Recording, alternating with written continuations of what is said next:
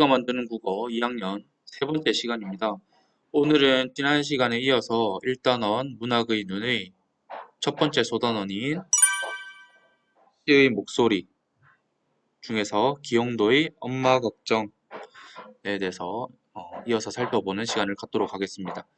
선생님, 지난 시간 영상의 마지막에 보면 문제 5개를 내줬는데 다 풀었는지 모르겠습니다. 이 문제를 통해서 지난 시간 내용 복습하고 오늘 수업 내용 나가도록 하겠습니다. 첫 번째 문제입니다. 자, 시적 화자는 땡땡땡이다. 이 괄호 안에 들어갈 말 뭘까요? 시적 화자는 뭐다? 네, 시적 화자는 시에서 말하는 사람이다 라는 겁니다. 정확하게 이야기하면 시에서 시인을 대신해서 말하는 사람이다 라는 겁니다. 시적 화자의 개념은 굉장히 중요하기 때문에 잘 알아놓도록 알겠죠? 네, 두 번째 문제입니다. 시적 화자는 시인과 항상 같다. 맞아요, 틀려요? 시적 화자와 시인 항상 같대. 맞아, 틀려? 이거는 틀린 말이죠. 자, 우리 지난 시간에 손동현 시인의 낙타를 같이 살펴봤었습니다. 그 시를 보면요, 1년과 2년은 우리가 시적 화자와 시인이 같다라고 볼 수도 있지만 3년과 4년 보면 시적 화자는 낙타로 등장해요. 낙타가 시를 쓸 수는 없잖아. 그렇기 때문에 시적 화자와 시인은 다른 사람이다 라고 이야기를 했었습니다. 그걸 보면 시에서 시인과 시적 화자는 같을 수도 있고요. 다를 수도 있습니다. 항상 같지는 않습니다. 네, 세 번째 문제입니다. 시적 화자는 겉으로 드러날 수도 있고 드러나지 않을 수도 있대요. 겉으로 드러날 수도 있고 드러나지 않을 수도 있다. 맞아, 틀려? 이거는 네, 맞겠죠. 우리가 시를 봤을 때 시적 화자가 누구다라고 찾을 수 있는 경우도 있고요. 아, 누군지 잘 모르겠는데, 잘 안 드러나는데 라는 경우도 있습니다. 그렇기 때문에 시적 화자는 겉으로 드러나는 경우도 있고요. 아닌 경우도 있다라고 정리를 하면 될 것 같아요. 네 번째 문제입니다. 엄마 걱정에서 시적 화자는 누군데? 엄마 걱정의 시적 화자는 나였습니다. 왜 시적 화자가 나인지 모르겠는 사람은 지난 영상을 다시 돌려보고 오도록 합니다. 그 교과서 16쪽 보면요, 엄마 걱정 전문이 있습니다. 그 시를 다시 찬찬히 읽어보면 나라는 표현이 군데군데 등장을 합니다. 또는 시적 화자가 나일 것이라고 추측할 수 있게 만드는 표현들이 또 나와 있기 때문에 이 시의 시적 화자는 나라고 우리가 정리를 할 수 있습니다. 마지막 5번째 문제입니다. 엄마 걱정에서 어린 시절의 시적 화자는 엄마를 뭐 하고 있어? 엄마를 기다리고 있죠. 일 가신 엄마를 빈 방에서 혼자 기다리고 있다라는 겁니다. 이 정도로 지난 시간 내용을 정리하고요. 오늘 배울 내용에 대해서 살펴보도록 하겠습니다.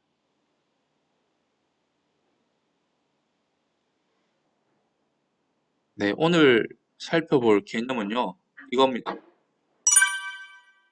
시의 내용 파악하기. 시의 내용 파악하는 방법에 대해서 한번 살펴보려고 합니다.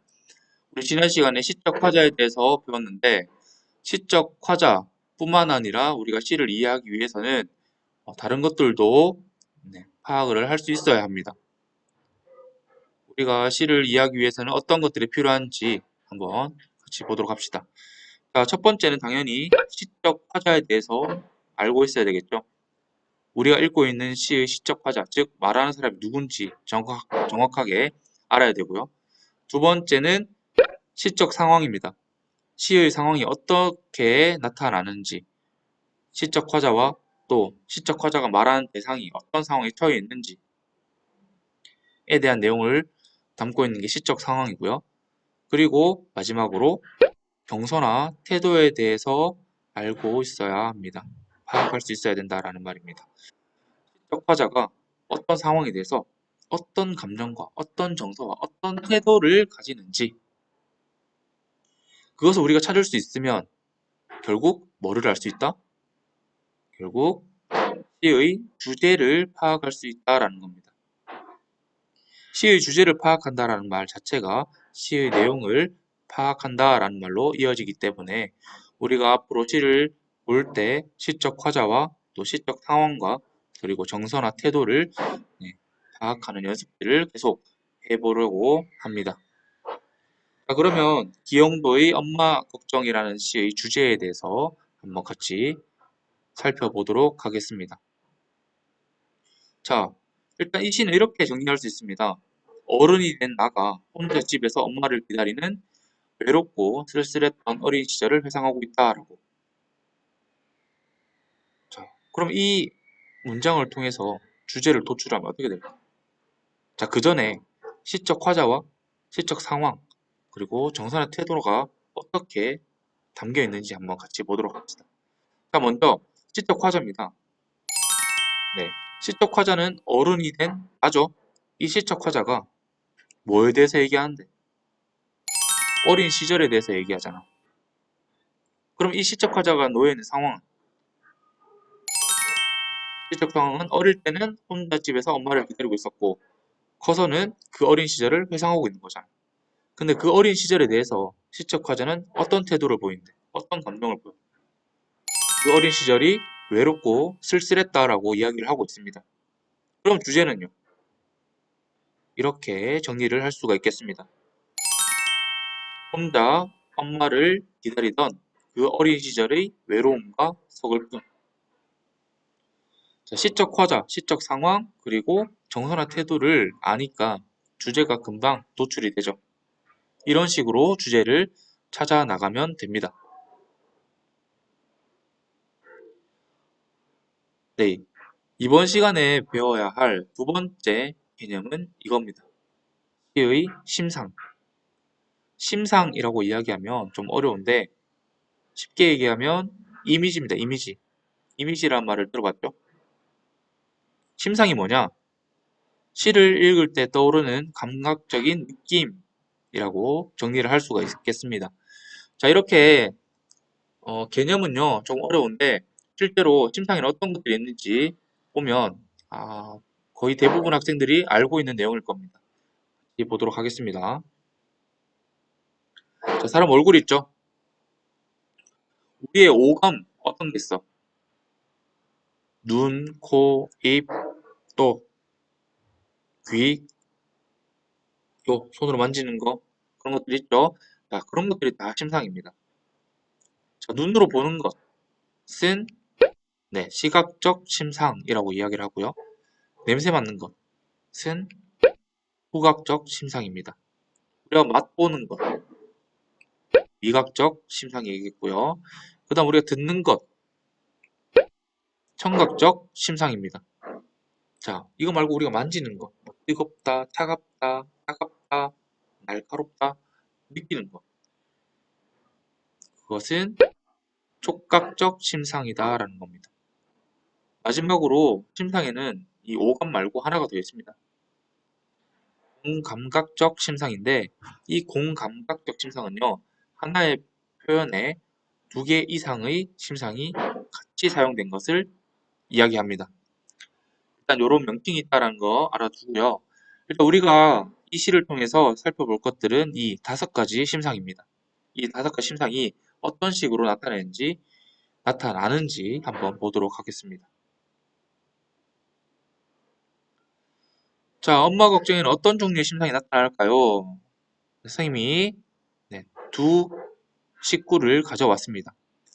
배춧잎 같은 발소리 타박타박 그리고 금간 탕틈으로 고요히 빗소리 소리 그리고 소리니까 당연히 뭐다? 귀로 듣는 거니까 청각적 심상이 나타난다 라고 이야기를 할 수가 있겠습니다. 이 엄마 걱정이라는 시에서 그리고 이 부분에서는 청각적 심상이 사용되고 있다라는 거.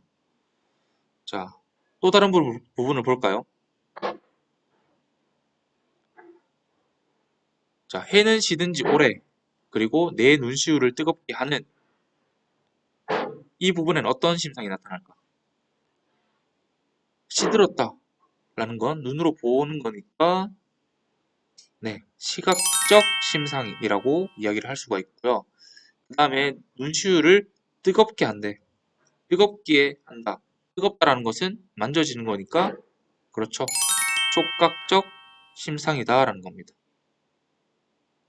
이 엄마 걱정이라는 시에는요. 이렇게 시각적 심상 그리고 청각적 심상 그리고 촉각적 심상 등등 다양한 심상들이 나타난다라고 할 수가 있고요. 이런 표현들을 모두 감각적 이미지라고 이야기를 합니다. 만약에 어떤 시험 문제에서 기영도의 엄마 걱정이라는 시는 감각적 이미지를 많이 활용하고 있다라고 이야기하면 맞아 틀려? 네, 맞는 말입니다. 이 시는 감각적 이미지를 많이 활용하고 있다라고 하면 맞는 표현입니다. 그럼 감각적 이미지를 통해서 뭘 하고 싶은데? 이 감각적 이미지를 통해서 주제나 시적 화자의 정서를 효과적으로 표현할 수 있게 되는 겁니다. 시를 볼 때 굉장히 중요한 부분 중에 하나입니다. 거의 대부분의 시에서 또 많은 시에서 이 감각적 이미지를 많이 사용하고 있기 때문에 어떤 문제에서 감각적 이미지를 활용하여 주제나 시적 화자의 정서를 효과적으로 표현한다라고 나와 있으면 맞는 경우가 굉장히 많습니다. 그렇기 때문에 잘 알아두도록 합시다. 다음은 이 시에 나타나는 식구의 의미를 한번 같이 살펴보도록 하겠습니다. 이 두 부분의 내용을 그리고 의미를 살펴볼 텐데 해는 시든지 오래, 해가 시든지 오래됐대. 뭐를 의미할까? 해가 시들었다는 것은 해가 저문지 오래됐다라는 뜻이고 해가 저문지 오래됐다라는 것은 엄마가 일을 나간 지 오래됐다라는 거죠. 반대로 나의 입장에서는 엄마를 기다리는 상황이 오래 지났다라는 것을 의미하기도 합니다. 해가 시든지 오래라는 표현을 통해서 내가 엄마를 기다리는 상황이 오래 지났다라는 것을 의미한다라는 겁니다. 두 번째, 배춧잎 같은 발소리 타박타박. 이 발소리는 누구 발소리인데? 내 발소리야? 아니죠. 엄마의 발소리죠. 근데 엄마의 발소리가 타박타박이래. 그것도 배춧잎 같이.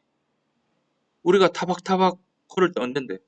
기 먹고 그럴 때 이렇게 걷죠.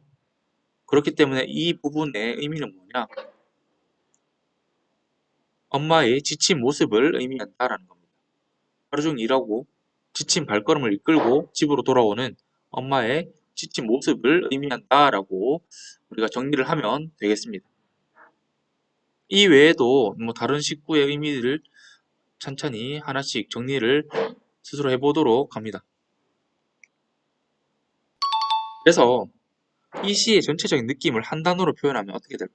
우리 지난 시간에 이 시의 전체적인 느낌을 한 단어로 표현하면에 대한 질문은 답하지 않았습니다. 자, 우리가 시의 주제도 살펴봤고 시의 어떤 이미지 그리고 식구의 의미도 다 살펴봤었는데 이 전체적인 것들을 봤을 때 시의 느낌은 어떨까? 그렇죠. 외롭고 쓸쓸하고 어둡고 찌들찌들하다라는 느낌을 받을 수가 있다라는 겁니다. 이렇게 정리를 하도록 합시다. 자, 마지막입니다. 각 연의 중심 내용과 시의 구조를 살펴볼 텐데 이 시는 몇 연으로 이루어져 있어?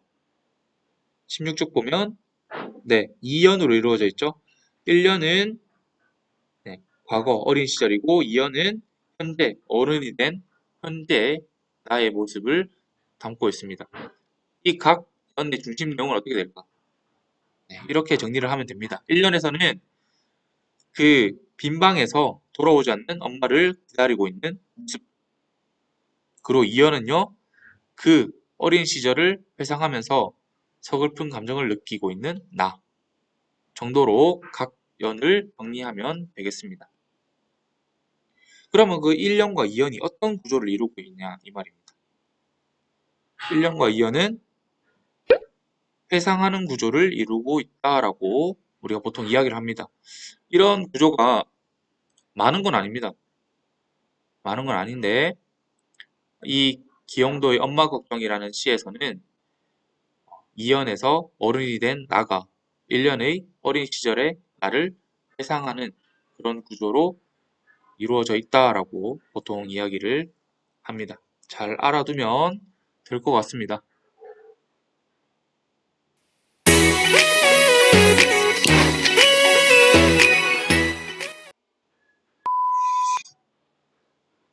자, 여기까지 기영도 시인의 엄마 걱정을 살펴봤고요. 오늘의 과제입니다. 오늘의 과제는 교과서 18쪽의 학습 활동 문제를 풀어 오도록 합니다. 다음 시간에는 실시간 수업을 할 거기 때문에 교과서 18쪽 내용을 다 같이 살펴보도록 하겠습니다.